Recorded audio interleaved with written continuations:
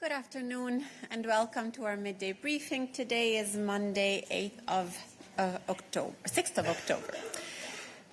Before we start taking your questions, let me share with you the college agenda and press arrangements for the upcoming days. Tomorrow, the college will adopt a proposal to address unfair trade impacts of global steel overcapacity. Executive Vice President Séjourné, together with Commissioner Šefčovič, will present these texts in the European Parliament's press room in Strasbourg tomorrow at around 5:15 in the afternoon. Ahead of that, you will have a chance to ask your questions to our trade experts at a technical briefing that will take place here in Brussels in our press room under embargo. And it will be at 10 o'clock tomorrow morning. Commissioners will also adopt the Apply AI strategy, which will be presented by Executive Vice President Virkkunen in Strasbourg at 10:30 on Wednesday morning. Also in this case, we will be organizing a technical briefing under embargo. The technical briefing will be here in our press room in Brussels at 11:30 tomorrow morning, and of course we hope that you can find this useful. Finally, the college will put forward its LGBTIQ+ equality strategy for 2026-2030. It will be presented to you by Commissioner Labib in Strasbourg's press room at 10 o'clock on Wednesday morning. As usual, you will receive all the final details on timings and locations via our media advisories in your inbox. Also, before we start taking your questions, just a reminder that, as you might have seen, we are organizing an off-the-record technical briefing on the repatriations loan for Ukraine this afternoon here in our press room in Brussels and also from remote, of course, at 2:30. With this, I hope all the press arrangements are clear and we can now move to your questions. Go ahead. Hi, this is Camille from AFP. I was just wondering what was the Commission's reaction when they learned this morning that another French Prime Minister resigned. I saw that Germany just said in a statement that a stable France was important for Europe. Do you share that assessment? Thank you. Thanks, Camille. Nice try, but as always, we don't comment on this matter, and we're not going to take a different approach this time. Go ahead. Yes?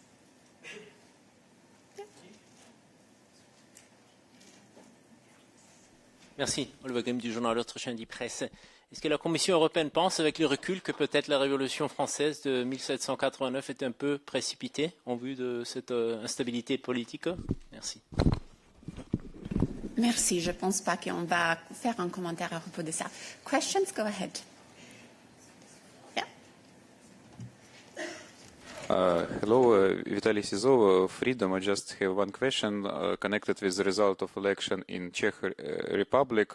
Do you see some threat for initiative of High Representative ammunition initiative, because Czechia was very important in supply of artillery ammunition to Ukraine? Thank you.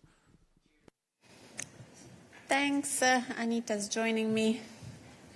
Of course, the Commission always works with all governments in the member states, so I don't think we're going to change in any way our approach. But Anita. 100%, I confirm, and the High Representative is in touch with all member states in this regard, because the plan is to support the member states and to call on them to step up their support for Ukraine and in buying ammunition. You have a follow-up. Go ahead, Vitaly.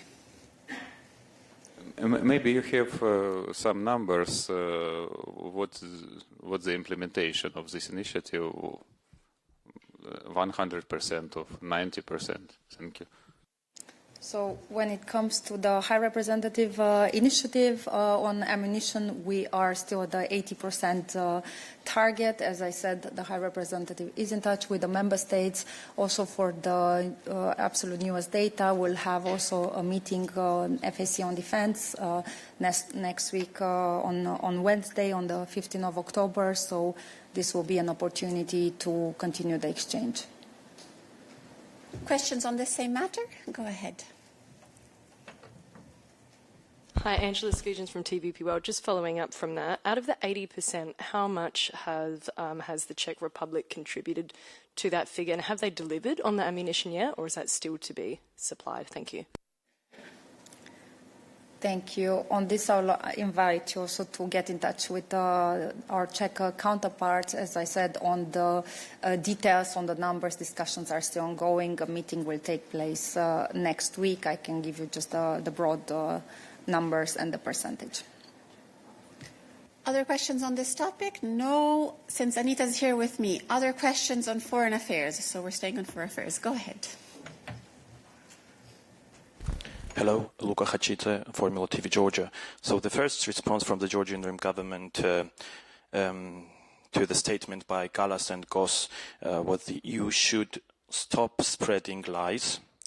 And also they announced that there will be a special statement about the EU tomorrow. So clearly it maybe suggests that the calls for dialogue are not working. So my question is whether the EU is considering any concrete steps against the Georgian Dream government, and additionally, with two upcoming meetings of the Foreign Affairs Council and General Affairs Council, is there any chance that Georgia will be discussed there? Thank you. Thank you. Let me put the things in context. The context is that we have seen the elections that took place on Saturday, which were marked by an extensive crackdown on media, on civil society, on opposition parties. We have also seen a low turnout, and this was also marked by a boycott of the opposition. We have also seen that the Georgian authorities have failed to invite in due time international observers from OSCE and EUDR, and this undermined the whole transparency and the credibility of this democratic process as such. We have also seen that Freudian slip, the Georgian authorities are conducting Russian propaganda. It's a textbook propaganda when it comes to disinformation, when it comes to the attacks on to our ambassador that has our full support. Also, that being said, we condemn any form of violence from all sides. The EU has been always calling for peaceful protests, for peaceful demonstrations throughout as a right, as a general right as such, but we condemn any form of violence. So this is our statement on this regard. Thank you. Other questions on Georgia specifically? Go ahead. Euroscope Georgia Tamara Nutsubidze. Yesterday also we heard from Irakli Kobakhidze. He stated that Georgia can become EU member on 2030 if EU will be in line of the processes. I can't to understand which he means, but it's very interesting and very important to clarify if Georgia can be a member of European Union in this policy of Georgian Dream regarding to their people, to media, to NGOs and opposition, and also regarding to EU. Thank you. Thank you. Right now we're again in a context where, due to the massive democratic backsliding that we have seen in Georgia, we have reduced all the political contacts. We have downgraded it to the minimum. So all our support goes to independent media, to civil society. So when it comes to the accession process as such, if you want to go more into detail, Guillaume can provide you with more information, but the EU leaders have been clear, and also the FAC, this has been throughout discussed, that accession is a merit-based process, and for now all we have seen is how the Georgian authorities are jeopardizing this path. Thanks, Anita. Other questions on Georgia? One hand from remote. Fatima, over to you. One hand raised from remote. Hi, my question is on energy. Okay, then no. Please unraise your hand. Thank you. We are in our Foreign Affairs chapter, so we will continue taking Foreign Affairs questions, if any. Yes, go ahead. Hello, it's on Middle East. Can I ask? Okay, great. I want to ask you about the latest accusations leveled by Prime Minister Benjamin Netanyahu against the European Union and Europe as a whole. In an interview with Euronews, he said that Europe, and I quote, basically caved in to Palestinian terrorism and radical Islamist minorities. That's why Europe has essentially become irrelevant and displayed enormous weakness. Do you have anything to say about these accusations, which are quite strong? Thank you. Thank you. So we don't comment on comments, but what I can say is our general position when it comes to the support to the region. One, the EU has been one of the most active actors when it comes to Gaza, but everybody agrees that we need to do more. We have stepped up all the support, and all our efforts go into increasing the humanitarian support in ending the suffering. Second, the EU is the leading number one support of a two-state solution. This is very important, and this is why we're also providing 1.6 billion euro over the next 3 years. And lastly, we are also engaging with regional partners. The High Representative is now in Kuwait, also engaging with the Gulf countries in this regard. She will have a press coming up soon on this. Other questions relating to the Middle East? Mose, go ahead. Ariana, I would also like to follow up on this question on the Middle East, and that is more about this is the current talks in Egypt, in Sharm el-Sheikh, on the implementation of the Trump plan, which, as we know, High Representative Kallas, on behalf of the EU, welcomed in a statement on Friday. So two questions about that.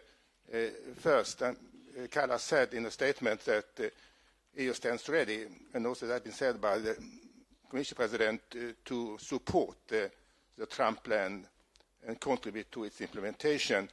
I wonder if you could be more precise, what points in that 20-point plan do you think that the EU can support? And another question is, I hope you don't think it's hypothetical, but that is, in view of this Trump plan, and there is some optimism in the air now, I think, that if it be agreed, and the first phase of the release of hostages in exchange for Palestinian prisoners will be implemented already this week.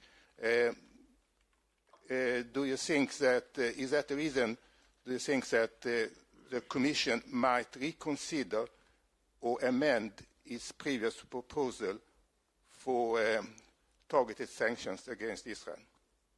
Thanks. Thank you. When it comes to sanctions, we have already the proposals in place. And then when it comes to President Trump's commitment to end the war in Gaza, the EU is supporting these efforts. For us, this offers the way out of this devastating conflict, and we are supportive of an immediate ceasefire and release of all remaining hostages, and also guaranteeing the full humanitarian assistance to the Gaza Strip. And if I can add on the second question, of course, we don't speculate on possible next steps we might or might not consider. Let's see what happens. Of course, we're very closely following and monitoring, and then we will take it from there. Other questions on the Middle East? Go ahead. So I'm not quite sure, Anita, if this is completely for you. It might be for Eva, but there was an editorial in the Lancet refers to what's happening in Gaza as a health aside, and the World Health Organization has highlighted not just the number of deaths and the destruction to the health infrastructure, which is almost completely destroyed, but the injuries, and some of them life-changing injuries amounting to about 42,000. And in previous briefings, the World Health Organization has called on countries to step up in their medical evacuations. And I'm wondering if the EU, you say you're doing a lot, well, could EU countries do more to assist with medical evacuation to encourage that? And Trump made a very explicit request for Israel to stop the killing. Is the EU going to make a similar request? Look, I think in general, we have said time and time again that civilians have suffered too much. We have called from the very beginning on the release of the hostages. It's, I think, 2 years that they are in this horrible situation. Tomorrow is going to be 2 years, I believe.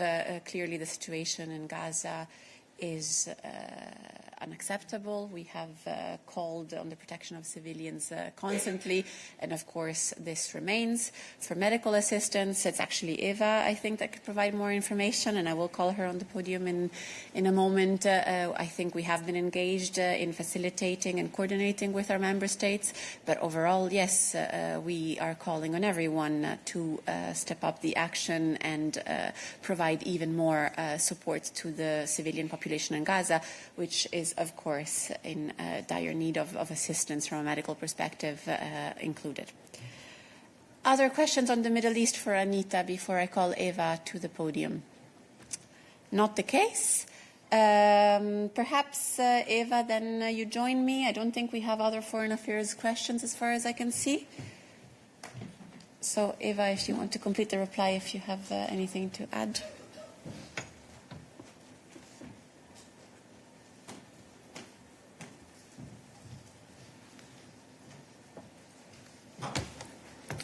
So, on medical evacuations from Gaza, you know that we have a Medevac program, which is a medical evacuation to the member states. We work on this program together with the member states, and we have successfully conducted evacuation of more than 300 Palestinian patients to different European countries. If you want, I can bilaterally give you precise numbers, how many people were evacuated to different countries of the Union. This goes together with the relatives. Also, children were evacuated, so it means that children don't go alone. They are evacuated with parents. And the most recent operation took place actually at the end of September. Thanks, Eva. Other questions for Eva on the situation in Gaza or on other files she covers? I see one hand raised from remote. Nikolai, is it for Eva? In any case, I don't see other questions, so we come to you. Well, I mean, it deals with Israel. So, I mean, there was the Humanitarian minister over the weekend who spoke about the need to develop cutting-edge drone technology in cooperation with Ukraine, but also Israel. And he spoke about possibly even with the European Commission would be on board with that. And I was just reaching out to you to ask if you are in fact part of this in terms of helping developing drone technologies with Israel. Thanks. Thank you. Not a question for Eva. I'm looking if colleagues have anything to add. I'm not sure we have information specifically.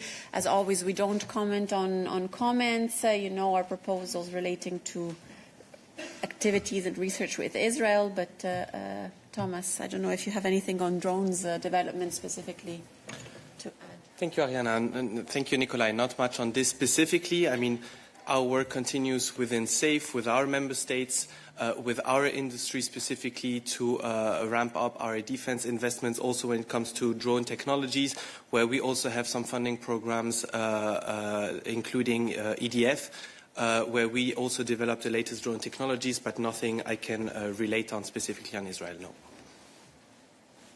Other questions for Thomas, since he's here with me. Mose, is it on this?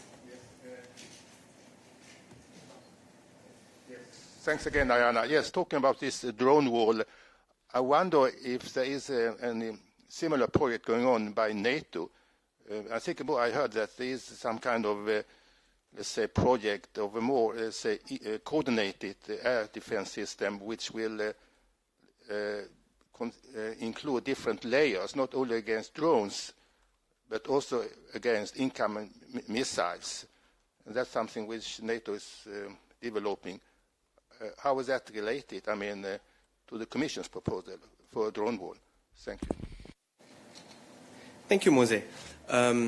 let me first remind you that when there was this initial call between Commissioner Kubilius, HRVP Kallas was there too, and the frontline member states, NATO was also part of it as observer. So of course, we are developing now, and we will be developing intensively, a drone wall as part of the Eastern Flank Watch. This definitely is what we're doing with our member states, but we will do this, of course, hand in hand with our NATO partners. So of course, we're working together. Other questions? Yes, in the back. Go ahead. Gina Smilik from the New York Times. Tama, I was wondering if you could give us more detail on something Commissioner Brunner said this weekend in Munich.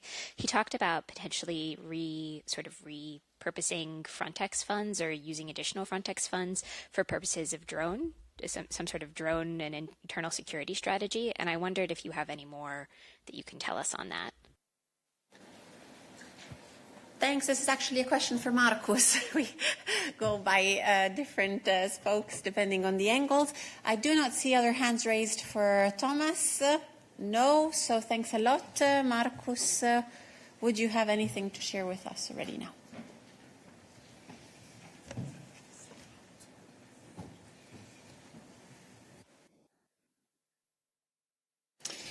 Thank you very much. So now on drones, on the defense side, Thomas was just here and can talk much more about the development of drones and funding of drones. Now we have SAFE and all kind of mechanisms that fall under the defense side.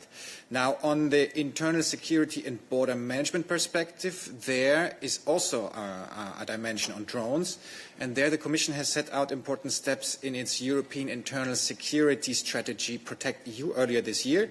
This includes, for example, a harmonized testing methodology for counter-drone systems and setting up a center of excellence to counter drones.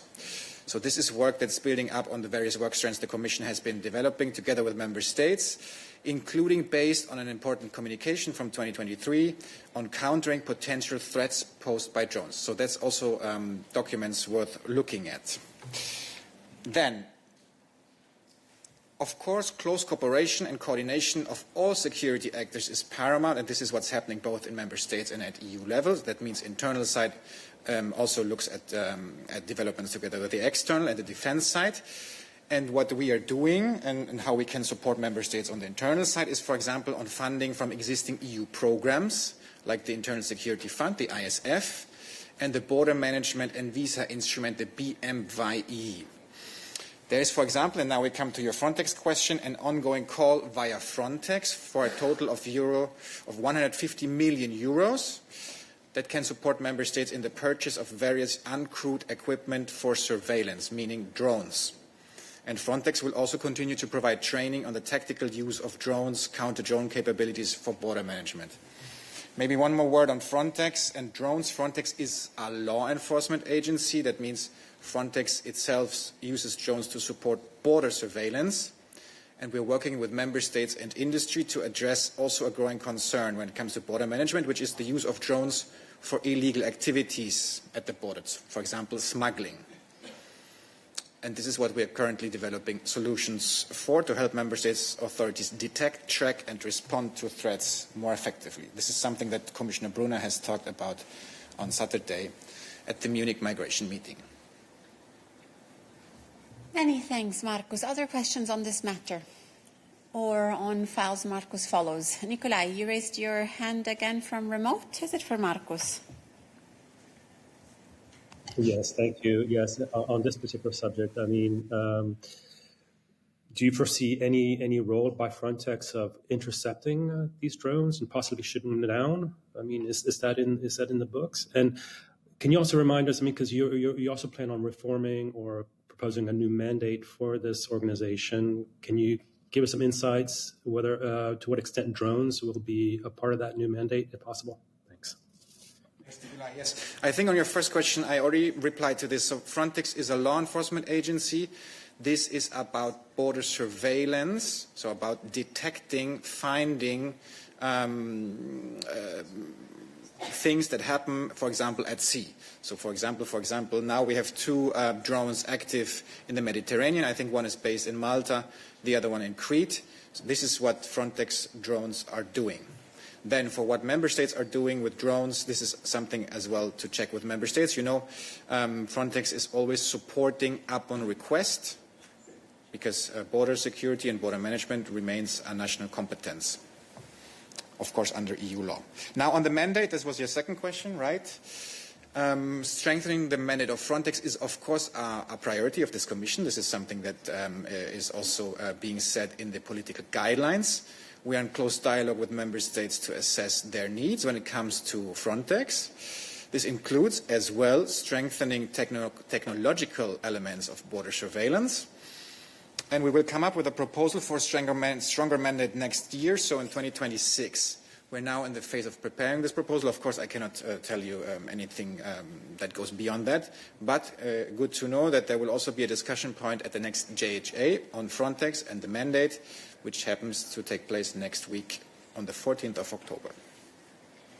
Thanks, Markus. Mose, it's your third question after this. I think we've used your quota. Otherwise, I cannot give the floor to others. But go ahead. Today, that is related to this issue about migrant management. I suppose that Frontex doesn't operate in the Indian Ocean. I'm asking this question because a week or so ago there was a report about migration, illegal migration to Mayotte, which is a French department outside Madagascar, as you know. And it was mentioned also last Friday because the Commission decided to allocate assistance to that island.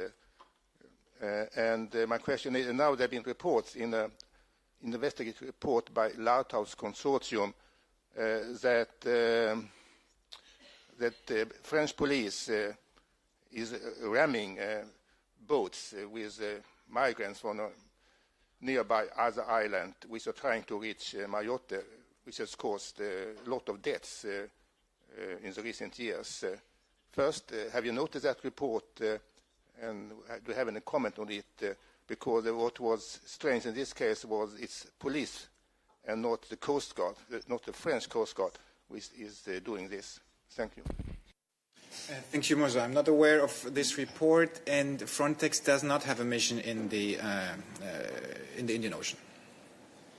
Thanks, Markus. I do not see other hands raised for Markus. Nikolai. Again from remote. Yeah. Okay, very last one. I mean, this is about something a little bit different about the asylum regulations, asylum laws. I mean, Minister Dobrindt, the German Foreign Minister of Interior, spoke about indefinite detention pending deportation of rejected asylum seekers. And from what I understand, the return regulation is up to 24 months of detention. So are you perhaps mulling the idea of indefinite detention of rejected asylum seekers as well? Thanks. I'm not sure we really heard your question super well. At least for me, the sound was a bit disturbed. I don't know if, Markus, you understood well enough to be able to answer. Nikolai, sorry. Perhaps we have a bit of a sound issue. If you can speak slowly and loud to help us, because apologies. Because the German Interior Minister also, during his press conference over the weekend, spoke about the possibilities of indefinite detention of asylum seekers whose applications for international protection have been rejected. And I understand that under the proposal by the European Commission in the return regulation, that's capped at 24 months. So is this now possibly going to be extended, or is there some sort of room for maneuver following his remarks? Thanks. Thank you, Nikolai. You know we never comment on comments. Our proposal is on the table that you rightfully mentioned, and of course now member states and the parliament are negotiating this, so we'll see what comes out of that. Thanks, Markus. I do not see other hands raised for you, so we can take other questions on different topics. Go ahead. Thanks. On the Russian reparation payments, I just wanted to know in what context the briefing will be later. Is it because you're preparing a formal proposal, or just to explain a bit more after what happened in Copenhagen? Thank you. Indeed, we didn't manage to organize it earlier. We felt it was still useful. We see that it's a topic that attracts quite a bit of interest from your side, and we thought that it would be a good idea to have our experts explain to you the thinking behind and answer possible technical questions you have. So this is why we are proposing it today. Yeah, go ahead. Yeah, your answer was clear, but I need it on the record. So no formal proposal in view? Not at this stage. I think the leaders have already had a chance to discuss in Copenhagen. We have expressed our thinking there, the President also, and now the leaders are discussing. Of course, there are some important deadlines coming up with the next European Council, where perhaps it will be another occasion. We will see, but at this stage, nothing new from our side at least. It's just a matter of providing you with as much information and expertise as we can. Oliver, is it on this? Yeah, I think what Diego and some of us want to know is when can we expect a formal proposal? Just for our political understanding of the process, you're not going to table anything more in written for the European Council in 2 weeks, 3 weeks, right? It's rather the discussion of the leaders there, the first time that they formally sort of have an in-depth discussion after Copenhagen, and you're going to have a look at how this goes. And only then you will decide on next steps, right? I mean, is that the idea, or are you going to come forward proactively before? Thank you. Look, Oliver, I'm really not in a position to prejudge what we will be or not be doing. If and when we have a proposal ready, of course, we will be happy to inform you. We are not there yet at this stage. Therefore, I can really not commit on possible timings ahead. Other questions on this? Yes, go ahead. Not on this. Different topic. Okay. Then let's go here, and then I will continue. Jorge, because I already took a question earlier, I give a possibility to everyone. Philip Bedosselvin from Norwegian media Energi og Klima. I have a question on environment. On Friday, there was a letter from Nestlé, Mars, and Ferrero about the delay of the EUDR, expressing fear that a delay will drive deforestation, and asking for the Commission not to delay. Does the Commission, have you had an added sense of urgency in resolving the IT problems that were presented by Commissioner Roswell? Maciej.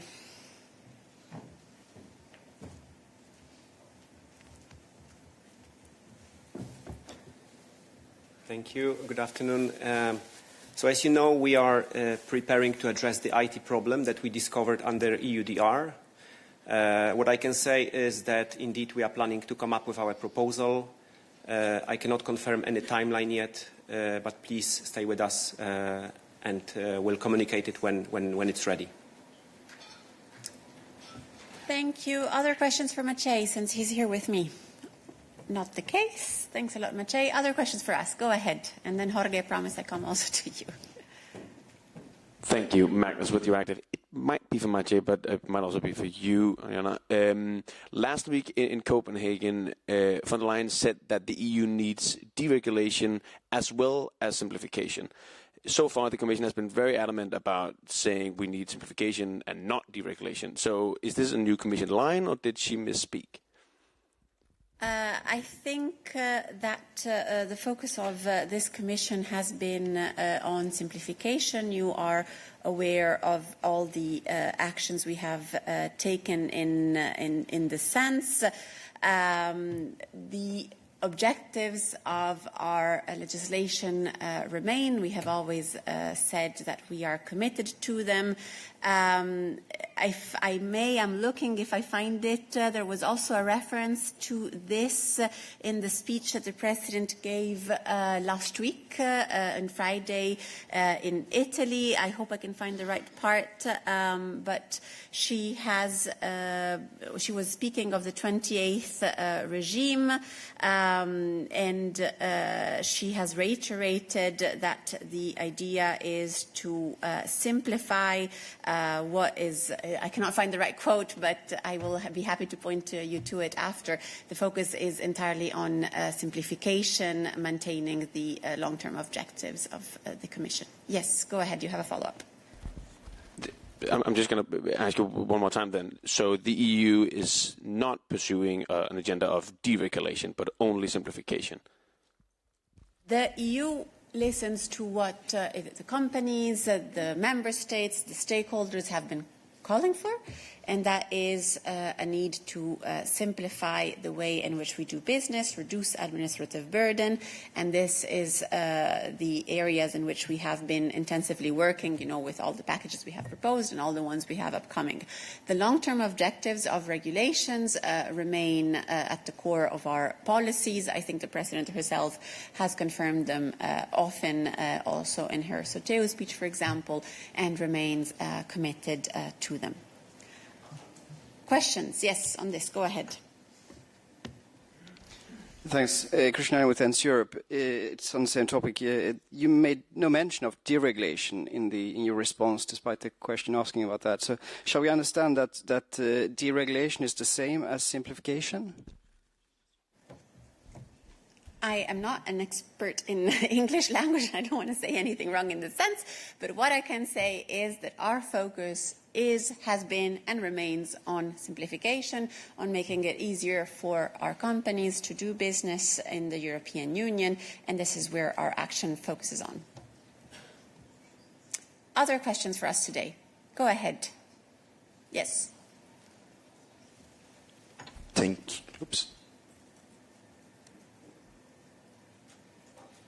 Thank you, Rana. Gerardo from Politico.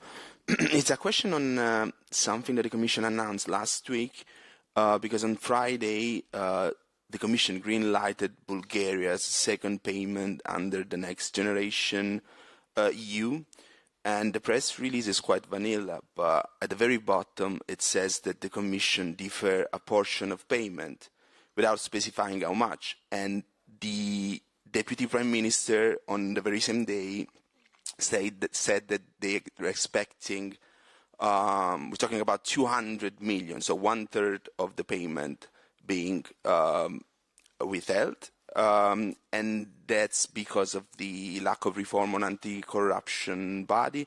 So can you give us a better grasp of how much money to Bulgaria has been frozen by the Commission? Question for Maciej. I'll ask him to join me again here on the podium. Yes, thanks, Gerardo. So on this procedure, on the payment for Bulgaria, what I can say is that it's a partial payment procedure at which, and at this stage, we do not announce the amount yet. We send a letter to Bulgaria informing them about the amount to be suspended if this milestone is not fulfilled. They now have 1 month to send their observations, and after this month, if we consider this milestone still not to be met, then this payment will be suspended for another 6 months. However, after this month, we'll be able to communicate the amount. You have a follow-up, Gerardo. Go ahead. It's a follow-up on this, because we call it milestone, but we're talking about the weaponization of this body against political opponents. I mean, there was a letter from, I think, Renew Europe to the Commission talking about the imprisonment of the democratically elected mayor of Varna. So what do you expect from Bulgaria to cope with that? Look, first of all, I think those two cases have nothing to do with each other. So on one hand, we are assessing the second payment request from Bulgaria under the RRF, and under this request, most of the milestones were assessed positively. This one milestone concerning the anti-corruption body was found not to be met, and therefore we have launched the procedure of additional information that we asked from Bulgaria, and as I said, after 1 month we'll reassess the situation. Thanks, Maciej. Other questions on this topic? Momchil, is it on this? Yes, it is. I just heard that the Commission will not name an amount, but hours before the decision of the Commission was announced on Friday, the Bulgarian Prime Minister said that the Commission will withhold 200 million of euro and will disburse 440 million of euros. Is it true or not? Thank you, Monchil. As I said, at this stage, the Commission does not announce the amount. We had communicated this amount in a letter to Bulgaria, so there is no surprise for us that the representative of the government has mentioned it. On our side, we communicated to Bulgaria our concerns, and they have 1 month to respond. During that period, we do not announce the amount that is now suspended and might be suspended for another period if after 1 month we consider that these criteria, these conditions are still not met. Thanks, Maciej. Virginie, I see you have your hand raised from remote. Is it for Maciej? And by the way, Momchil, for next time, super appreciate it if you can have a better image, because we don't really see you when you take the floor. But Virginie, we do see you well. Oui, bonjour. Je voulais revenir sur cette histoire de dérégulation, parce que mercredi à Copenhague, au sommet de la compétitivité, la présidente Ursula von der Leyen était très claire. Elle a parlé de dérégulation. Donc, je veux dire, tu éludes la question depuis le début, mais la question c'est simple, c'est est-ce que maintenant est-ce que la Commission maintenant endosse aussi, en plus de la simplification, un aspect de dérégulation dans sa politique, ou est-ce que la présidente s'est trompée? Mais en fait, c'est ça la question qui t'a été posée, et ça c'est pas du commentaire, c'est pas de la spéculation, c'est pas de la politique nationale, c'est une question qui s'adresse à la Commission suite à une déclaration de la présidente de la Commission. Donc, ça serait bien qu'on ait une réponse claire. Merci. Merci, Virginie. Je prends note que tu n'es pas contente de ma réponse, mais je ne pense pas que je peux ajouter beaucoup plus. Ça que je peux répéter, c'est qu'on cherche toujours de trouver des moyens pour simplifier les activités de notre entreprise. C'est une activité qu'on a commencée depuis le début du mandat. On va continuer à le faire. Le travail de simplification ne veut dire pas qu'on change les objectifs à lesquels on cherche d'arriver. Il ne s'agit pas d'abolir nos objectifs politiques ni nos normes sociales et d'environnement non plus. La mise en œuvre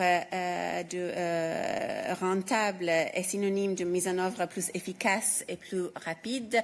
Donc, les objectifs ultimes ne changent pas. Et comme je viens de dire, c'était la présidente même qui a clarifié ça dans son discours à Turin l'autre jour. Elle a clarifié l'objectif ultime de simplification, et je vais le dire en anglais. The second obstacle you face, elle était en train de parler aux entreprises, elle disait, the second obstacle you face is fragmentation of the single market. We live in an age where a line of code can cross the continent in a millisecond while the startup behind it gets stuck at the border. You know it all too well. Too often it is easier to expand to another continent than across Europe. It can be a nightmare to deal with 27 bureaucracies and legislations. So how can we fix it? Not by tearing down our legislation, agreed rules that give you certainty and predictability in your work, but by simplifying, making it easier for you to innovate. And this is why we're proposing a completely new approach to how innovative companies operate across Europe, etc., etc. Donc, elle a dit elle-même, not by tearing down our legislation, agreed rules that give you certainty and predictability in your work, but by simplifying. C'était la présidente même qui a expliqué ça vendredi à Turin, et donc je peux seulement faire référence à ces paroles. Désolée de ne pas l'avoir fait avant, mais je ne trouvais pas les bons parties de le discours de Turin. Maintenant, je l'ai trouvé. D'autres questions pour nous aujourd'hui? Oliver. Yeah, I'm not going to ask about the motion of censor in the Parliament, the two of them, but there seems to be another problem the President has with the Parliament, and that is actually with her own political group, which is not a big fan of the idea that you want to reform the multi-annual financial framework. It is very likely that the EPP is going to vote against that, is going to water it down, is going to sort of change it back to the way the EU has been spending money ever since. Why are you confident that you can convince both the EPP, the Social Democrats and the Liberals, your pro-Ursula coalition, to vote for this if already now at such an initial stage of the procedure you run into such strong resistance from your own political family? Thank you. Thank you. Question for Balázs, if he wants to join me. Of course, we make proposals, and then it's in the role of the different institutions to work on these proposals, and we're, of course, willing to engage with the member states, with the parliament, to explain and defend what we have put on the table, but Balázs can explain it better than me. And indeed, a lot of work went into the proposal. So it was preceded by political outreach, for example, at the level of Commissioner Serafin. So we went out to member states, we engaged with the parliament, and we took into account the views that they formulated, and we embarked on a major reform, simplification approach. We've reduced significantly the number of programs. For example, we've gone from over 50 to around just over 10 programs. It's a simplified, more targeted budget, much easier to use and see through the options that it offers. So we are pretty confident in the amount of work that we invested in the preparation. It was based on a thorough outreach involving a broad range of actors, and it is on this basis that we are looking forward to the upcoming exchanges on this proposal. Other questions for Balázs, since he's here with me? Not the case. Other questions for us today?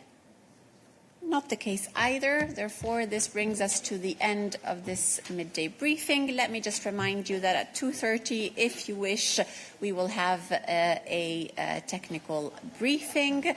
I would like to thank you for having participated, the interpreters, all my colleagues, and see you later. Goodbye.